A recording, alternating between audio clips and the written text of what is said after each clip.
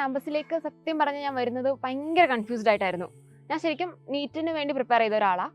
അപ്പോൾ ലാസ്റ്റ് മൊമെന്റിലാണ് ഇങ്ങനൊരു confusion ഉണ്ടായതും ജെയിലേക്കാണ് എഞ്ചിനീയറിങ്ങിനാണ് പോകുന്നതെന്നൊക്കെ മനസ്സിലായതും NIT കാലിക്കറ്റിൽ Joseph വഴി കയറുന്നു. അതൊക്കെ പെട്ടെന്ന് നടന്നൊരു കാര്യങ്ങൾ. ഞാൻ ഒട്ടും പ്രിപ്പയർഡ് അല്ലായിരുന്നു. മറ്റേന്ന് പറഞ്ഞാൽ നമ്മൾ ഓൾറെഡി പ്രിപ്പയർഡ് ആണ്. മെഡിസിന് പോകുന്നു, മെഡിക്കൽ കോളേജ് എങ്ങനെയായിരിക്കും, അന്തരീക്ഷം എങ്ങനെയായിരിക്കും, നമ്മൾ ഓൾറെഡി പ്രിപ്പയർ ആയി ചിന്തിച്ച് വെക്കുന്ന ഒരു കാര്യങ്ങളായിരുന്നു.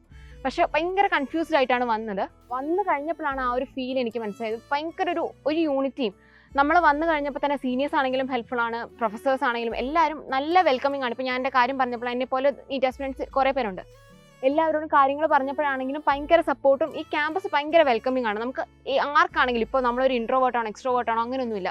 നമ്മൾ സോഷ്യലൈസ് ചെയ്യുന്ന ഒരാളാണോ അതൊന്നും നോക്കാതെ തന്നെ നമ്മൾ ആരെയാണെങ്കിലും ഉൾക്കൊള്ളിക്കുന്ന രീതിയിലുള്ള ഒരു ക്യാമ്പസാണ്. മൊത്തത്തിലുള്ള അറ്റ്മോസ്ഫിയറും ഭയങ്കര ഒരു എന്താ പറയുക, ഒരു സമാധാനമുള്ള ഒരു അറ്റ്മോസ്ഫിയറാണ്. അക്കാഡമിക് സൈഡ് മാറ്റി നിർത്തിയാൽ തന്നെ അക്കാഡമിക് സൈഡ് ഓക്കെ ബെസ്റ്റാണ്. നമുക്ക് എല്ലാ രീതിയിലുള്ള ഫെസിലിറ്റീസും ഉണ്ട്. ലാബാണെങ്കിലും കാര്യങ്ങളാണെങ്കിലും അതൊക്കെ ഓക്കെ. അതെല്ലാം നമുക്ക് കോ കരിക്കുലർ ആക്ടിവിറ്റീസ് എല്ലാ ദിവസവും ക്യാമ്പസ് ഭയങ്കര ഇവന്റ്ഫുള്ളാണ്. ഏതെങ്കിലും കോർണറിൽ എന്തെങ്കിലുമൊക്കെ പ്രോഗ്രാം നടക്കുന്നുണ്ടാവും. സോ ഓരോ ആളുകൾക്കും നമുക്ക് നമ്മുടെ ഇൻട്രസ്റ്റ് ഏതാണോ, അക്കാഡമിക്കലി മാറ്റി നിർത്തി നമ്മുടെ ഇൻട്രസ്റ്റ് ഏതാണോ അതിനെ എല്ലാം എക്സ്പ്ലോർ ചെയ്യാനുള്ള ഒരു ഓപ്പർച്യൂണിറ്റി ഈ ക്യാമ്പസ് നമുക്ക് തരുന്നുണ്ട്.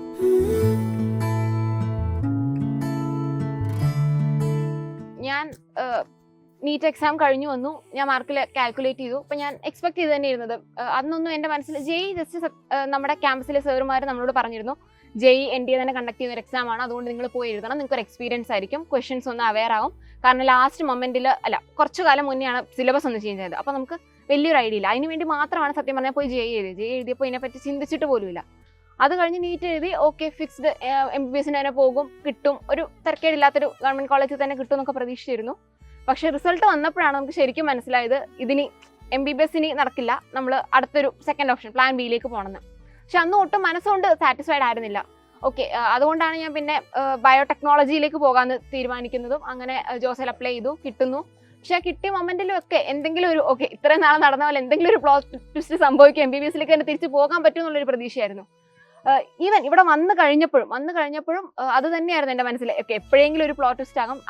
വന്ന സമയത്തും ഞാൻ ഒട്ടും സാറ്റിസ്ഫൈഡ് അല്ലായിരുന്നു. എനിക്ക് പോകാൻ ആഗ്രഹിച്ച ഫീൽഡിലേക്കേ അല്ല ഞാൻ വന്നത്. പക്ഷെ ശരിക്കും ആ ഒരു ഇത് മാറി, ഇനി ഇത് മതി, ഇതാണ് എൻ്റെ ലൈഫിലേക്ക് എന്താ പറയുക, പണ്ടൊരു ഇന്ത്യൻ പ്രോവേർബ് ഉണ്ട് നമ്മൾ കേട്ടിട്ടില്ലേ, sometimes the wrong train takes you to the right destination.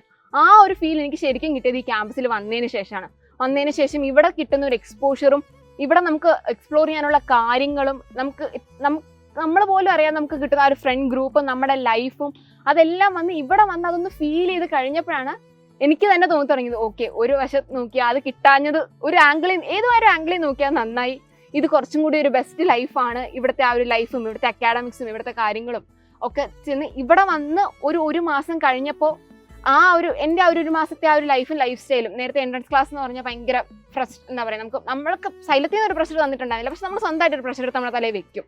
അതെല്ലാം മാറി ഇവിടെ വന്ന് അത്രയും ആ ഒരു എൻജോയ്മെന്റും അതിന്റെ കൂടെ തന്നെ നമ്മൾ അക്കാഡമിക്സും കൊണ്ടുവന്നു. അതെല്ലാം ആയി വന്നപ്പോഴാണ് സത്യം പറഞ്ഞാൽ എനിക്ക് തന്നെ തോന്നി തുടങ്ങിയത് ഓക്കെ ആ ഒരു ട്രാൻസിഷൻ ഓക്കെയാണ്. അത് കിട്ടാഞ്ഞത് റോങ് ട്രെയിൻ ആണെങ്കിലും കയറി വന്ന ഡെസ്റ്റിനേഷൻ ആക്ച്വലി ഓക്കെ ആയിരുന്നു എന്ന് എനിക്ക് ഇവിടെ വന്ന് ഇവിടുത്തെ ആ ഒരു ലൈഫും ആ ഒരു അറ്റ്മോസ്ഫിയറും കണ്ടപ്പോഴാണ് എനിക്ക് ശരിക്കും ഫീൽ ആയത്.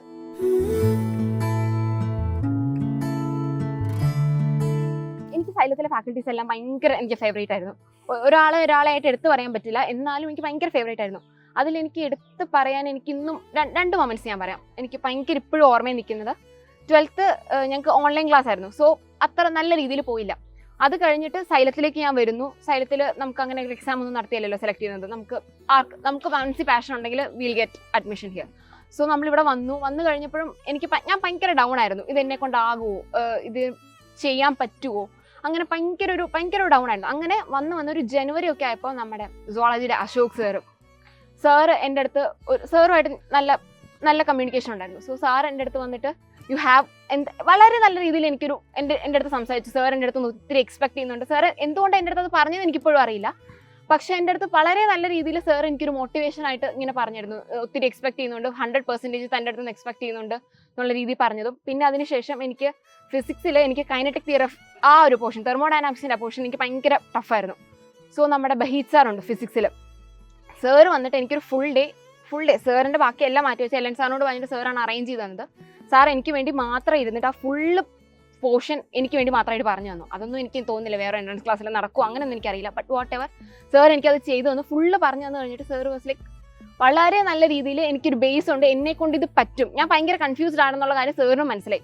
സാറ് നിന്നെ കൊണ്ട് ഇത് പറ്റും, നിനക്കിത് ചെയ്യാൻ പറ്റും, നീ ഒന്ന് ഇതാക്കിയാൽ മതി എന്ന് പറഞ്ഞ് വളരെ നല്ല രീതിയിൽ എൻ്റെ അടുത്തൊന്ന് സംസാരിച്ചിരുന്നു. അപ്പോൾ ഈ 2 മൊമെന്റ് എൻ്റെ മനസ്സിൽ ഇപ്പോഴും ഭയങ്കര ഒരു മോട്ടിവേഷൻ ആയിട്ട് ഭയങ്കര എൻ്റെ മനസ്സിൽ തന്നെ നിൽക്കുന്ന കാര്യങ്ങളാണ്. സാർ എന്ന് എൻ്റെ അടുത്ത് ഇങ്ങനെ പറയാം, ഞാൻ സാറിൻ്റെ അടുത്ത് എന്തെങ്കിലും ക്വസ്റ്റ്യൻസ് ആയിട്ട് ചെല്ലുമ്പോൾ സാറിങ്ങനെ ഇതൊക്കെ ജെയ് ലെവൽ ക്വസ്റ്റ്യൻ, നീ എന്തിനാ ഇപ്പോൾ ഇത് ചെയ്യുന്നത്? ഞാനിപ്പോൾ സത്യം എഞ്ചിനീയറിംഗ് കിട്ടിക്കഴിഞ്ഞപ്പോൾ ഞാൻ എപ്പോഴും സാറിൻ്റെ വേർഡ്സ് ആലോചിക്കും, നിനക്ക് എഞ്ചിനീയർ ആവണോ വേണ്ടല്ലോ, അങ്ങനെയാണെങ്കിൽ ഇങ്ങനത്തെ ക്വസ്റ്റ്യൻസ് ഒന്നും നോക്കണ്ട. അന്ന് സാറിങ്ങനെ എഞ്ചിനീയർ ആവണോ എന്ന് ചോദിച്ച കാര്യം ഞാനിപ്പോൾ ആക്ച്വലി ഓർക്കും. ആക്ച്വലി ഞാനിപ്പോൾ എഞ്ചിനീയർ തന്നെയായി.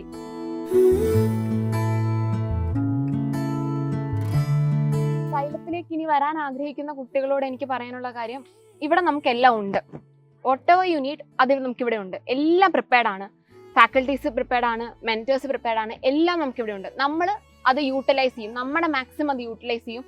ആക്ച്വലി നമ്മൾ യൂട്ടിലൈസ് ചെയ്യുന്ന എല്ലാം നമ്മുടെ കൈകൊണ്ട് തരുന്നുണ്ട്. ആ ഒരു വ്യത്യാസം നമുക്ക് ആക്ച്വലി കോളേജിലോട്ട് വരുമ്പോഴാണ് മനസ്സിലാകുന്നത്. കാരണം സൈലത്തിൽ എല്ലാം പ്രിപ്പയർഡ് ആണ്, പ്രീ പ്ലാൻഡ് ആണ്. നമ്മൾ ആ കിട്ടുന്ന റിസോഴ്സ് ജസ്റ്റ് യൂസ് ചെയ്താൽ മതി. കോളേജിൽ എത്തുമ്പോൾ ഭയങ്കര വ്യത്യാസമാണ്, നമ്മൾ തന്നെ റിസോഴ്സ് കണ്ടെത്തി യൂസ് ചെയ്യണം. നമുക്ക് DPP ആണെങ്കിലും കാര്യങ്ങളാണെങ്കിലും എല്ലാം പ്രീ പ്ലാൻഡ് ആയിട്ട് നമ്മുടെ കയ്യിൽ നമുക്ക് കിട്ടും എല്ലാം. അതൊന്ന് യൂസ് ചെയ്യാനുള്ളൊരു മെൻറ്റാലിറ്റി മാത്രം ഉണ്ടെങ്കിൽ xylem is perfect for you. നമുക്ക് വരാം, നമുക്ക് എല്ലാ രീതിയിലുള്ള ഫെസിലിറ്റീസും ഇവിടെ കിട്ടും. ടീച്ചേഴ്സ് ഭയങ്കര ഫ്രണ്ട്ലിയാണ്. ഫസ്റ്റ് എടുത്ത് പറയേണ്ട കാര്യമാണ് ഫാക്കൽറ്റീസ് ഭയങ്കര ഫ്രണ്ട്ലിയാണ്. നമുക്ക് ഏത് ഡൗട്ട് വേണമെങ്കിലും ചോദിക്കാം. ഏറ്റവും ബേസ് ആയിട്ട് നമുക്ക് ചിലപ്പോൾ തോന്നും നമ്മൾ എന്ത് മണ്ടത്തര ചോദിക്കുന്നത്, പക്ഷേ ആ ഒരു ഫീൽ നമുക്ക് അവർ തരില്ല. നമ്മൾ ചോദിക്കുന്ന ചോദ്യത്തിനും ആ ഒരു വില ഉണ്ടെന്നുള്ള രീതിയിൽ നമുക്ക് തിരിച്ച് റിപ്ലൈ തരുള്ളൂ. ക്ലാസ്സസ് ഭയങ്കര ഇൻട്രാക്റ്റീവ് ആണ്. എനിക്ക് ഭയങ്കര ഇഷ്ടമായിരുന്നു സൈലത്തിൻ്റെ ക്ലാസ്സസ് അറ്റൻഡ് ചെയ്യാൻ. ഹോസ്റ്റലിൽ തന്നെ വേറെ സെപ്പറേറ്റ് ലൈബ്രറി ഉണ്ട്. എല്ലാം നമുക്ക് കൈയുടെ മുന്നിലുണ്ട്. നമ്മളായിട്ടൊന്നും തേടിപ്പോണ്ട്, എല്ലാം നമ്മുടെ മുമ്പിൽ കൊണ്ട് തരും. സോ അതൊന്ന് ജസ്റ്റ് എടുത്ത് യൂസ് ചെയ്യുക, അത്രേ ഉള്ളൂ. ബാക്കിയെല്ലാം കൊണ്ടും നമ്മളിവിടെ ഓക്കെ ആയിരിക്കും. ആ ഒരു 1 year വർത്ത് ഇറ്റ് ആയിരിക്കും.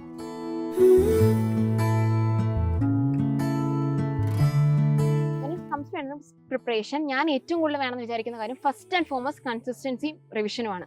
പിന്നെ ഇപ്പോൾ പറഞ്ഞ കാര്യങ്ങളിൽ strategy, hard work, presence of mind. നമ്മൾ ഈ പ്രിപ്പയർ ചെയ്യുന്നത് ആ ഒരു 3 മണിക്കൂർ അവിടെ പോയിരുന്ന് എക്സാം അറ്റൻഡ് ചെയ്യാനാണ്. ആ ഒരു 3 മണിക്കൂറത്തേക്ക് വേണ്ടിയിട്ടാണ് നമ്മൾ ഈ ഒരു വർഷത്തെ കഷ്ടപ്പാടിടുന്നത്. ആ ഒരു 3 മണിക്കൂർ എങ്ങനെ വർത്തിട്ടാക്കാം എന്നുള്ള രീതിയിലാണ് നമ്മൾ പ്രിപ്പയർ ചെയ്യുന്നത്. ഏതൊരു കോമ്പറ്റേറ്റീവ് എക്സാം ആണെങ്കിലും നമുക്ക് ആ ഒരു 3 മണിക്കൂർ നമുക്ക് ടൈം ലിമിറ്റ് ഉണ്ട്. ആ ടൈം ലിമിറ്റിൽ നമ്മൾ ആ ചോദ്യം ചെയ്ത് തീർക്കുക. അതിന് നമുക്ക് ഏറ്റവും കൂടുതൽ ആവശ്യമായിട്ടുള്ള ഒരു സംഭവമാണ് പ്രസൻസ് ഓഫ് മൈൻഡ്. എന്തെങ്കിലും എവിടെയെങ്കിലും വെച്ച് നമ്മൾ സ്റ്റക്കായി, ഓക്കെ വിട്ടുകളയെ, അടുത്ത ക്വസ്റ്റ്യനിലേക്ക് മൂവ് ഓൺ ചെയ്യുക. ആ ഒരു പ്രസൻസ് ഓഫ് മൈൻഡ്. അല്ലെങ്കിൽ നമുക്ക് ഒരു ക്വസ്റ്റ്യൻ നമ്മൾ തിരിച്ചു വന്നു, എന്തുകൊണ്ടാണ് നേരത്തെ നമ്മളത് കിട്ടിയില്ല, പാനിക് ആകാതെ നമ്മൾ ചിന്തിക്കണം, എന്തുകൊണ്ട് നമുക്ക് നേരത്തെ അത് കിട്ടിയില്ല. അതിനും നമുക്ക് ഒരു പ്രസൻസ് ഓഫ് മൈൻഡ് വേണം. പിന്നെ സ്ട്രാറ്റജി എനിക്ക് തോന്നുന്നു പെർഫെക്റ്റ് ആയിട്ടുള്ള ഒരു സ്ട്രാറ്റജി നമുക്ക് സൈലം തന്നെ പറഞ്ഞു തരും. ഞാൻ എൻ്റെതായിട്ടുള്ള ഒരു സ്ട്രാറ്റജി അപ്ലൈ ചെയ്യുന്നതിനെക്കാട്ടും I just follow the plan. Xylem നമുക്ക് പറഞ്ഞു തന്ന പ്ലാൻ എന്താണോ അത് ഞാൻ അതേപടി ഫോളോ ചെയ്തിട്ടേ ഉള്ളൂ. പിന്നെ ഹാർഡ് വർക്ക് നമ്മൾ എന്തായാലും ചെയ്യും. ഹാർഡ് വർക്ക് നമ്മൾ അത് എങ്ങനെ ചെയ്യുന്നു എന്നുള്ളതിലാണ് കാര്യം.